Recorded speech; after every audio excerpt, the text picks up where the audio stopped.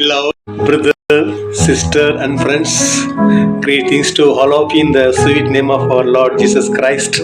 How are you all? Hope you are all very well with the blessing of our Lord Jesus Christ.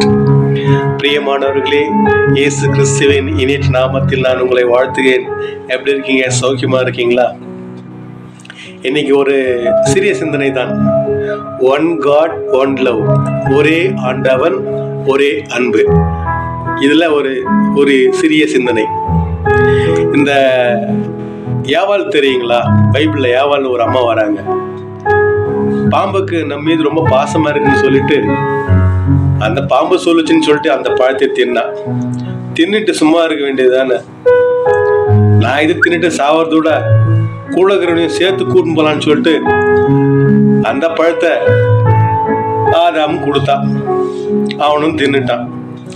தானும் கெட்டு அவனையும் கெடுக்க வச்சு, ஏன் அவங்களால நம்மளையும் கெடுக்க வச்சு. பிரியமானவர்களே, தேவன் இந்த உலகத்தை படைத்து இந்த உலகத்தில் இருக்கிறதெல்லாம் மனுஷங்க ஆண்டுகிட்டோம், வாழட்டும், அவங்களுக்கு என்ன வேணுமோ நான் எல்லாமே தரேன், ஆனா நான் சொல்ற மாதிரி அவங்களுக்கு கேட்கணும்னு சொல்லிட்டு தேவன் எதிர்பார்த்தார்.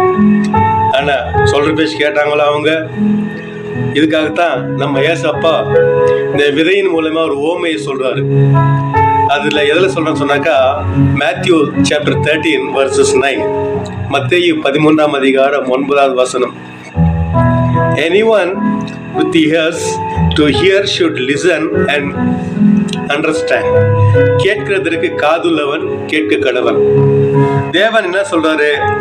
ஆதியாகமம் 2:17 இந்த பழத்தை புசிக்க வேணான்னு சொல்றாரு. புசிக்கிறாங்க. சொன்னதை கேட்டானுங்களா? அதே மாதிரி மார்க்கு 12:29 நம்முடைய கர்த்தர் ஒருவரே கர்த்தர், வேற கர்த்தர் இல்லைன்னு சொல்றாங்க. அந்த பைபிள் சொன்னது கேட்டாங்களா? அதையும் கேட்கல.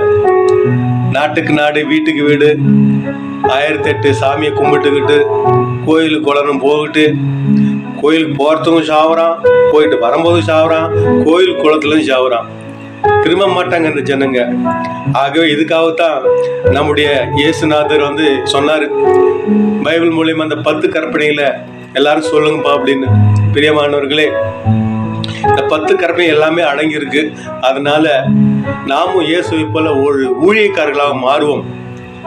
ஆனா மாறும்போது ஆதாயத்துக்காக ஊழியம் செய்ய வேண்டாம். பிரியமானவர்களே, அன்புக்காக ஊழியம் செய்யுங்கள். அதனால தான் மேத்யூ 22:13 சொல்லாரு, உன்னிடத்தில் அன்பு கூறுவது போல பிறனிடத்திலும் அன்பு கூறுவாயாக. எவன் கூறுறான் அன்பு?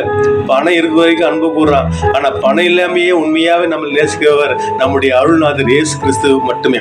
அதனால பிரியமானவர்களே, இந்த நேரத்தில் நான் உங்களிடத்தில் வேண்டிக் கொள்வது, இந்த அரசாங்கத்துல ஒன் நேஷன் ஒன் எலெக்ஷன் சொல்லிட்டு ஒன்று வருதாமே, அந்த மாதிரி நம்ம கிறிஸ்தவ சமுதாயம் நாம் என்ன பண்ணணும்னு சொன்னாக்கா, ஒன் காட் ஒன் லவ், இதை ஒரு ஸ்லோகனை வச்சுக்கிட்டு இன்னைக்கு நம்முடைய நாளை கடத்துவோம். கர்த்தருக்குள் நாம் பிரியமாக இருக்க நான் வேண்டுதல் செய்கிறேன். நாமும் இயேசுவை போல மாறுவோம், இயேசுவை போல நாம் ஊழியம் செய்வோம். எம்மையும் உம்மை போல் மாற்றிடவே உன் ஜீவன் தந்தீரன்றோ.